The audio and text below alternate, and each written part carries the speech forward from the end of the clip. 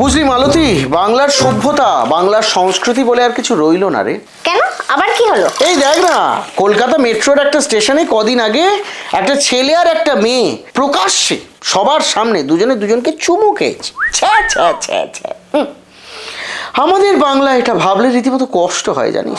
হ্যাঁ সেটাই তো, তুমি বাংলার মানুষ, তুমি ধর্ষণ করবে, ধর্ষণ করে খুন করবে, খুন করে প্রমাণ লোপাট করবে, সিদ্ধারাহীন হয়ে দুর্নীতিবাদদের জয়গান করবে, লাখ লাখ টাকা কাটমানি খাবে, চাকরি চুরি করবে, মুখে কুলু পেটে চোরদের ভোট দেবে, তুমি চুমু কেন খাবে বলো দেখিনি? বাবা তুই তো রেগে একদম ফায়ার হয়ে গেলি, কোত্থেকে শিখলি এত কথা?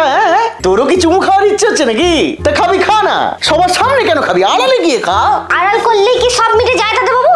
আমি তো রোজ নিজেকে কত ভাবে আড়াল করি, তবু আপনি ওই খবরের কাগজের আড়াল থেকে রোজ চোখ দিয়ে আমাকে গিলে খান, আর ওরা একটু ভালোবেসে চুমু খেলেই দোষ? একদমরা বুড়ো খাসি, নিজের আলোর দোষ কাটানি এখনো, আর লোকের চুমু খাওয়া নিয়ে ছ্যাঁচা করছে, মরণ দশা।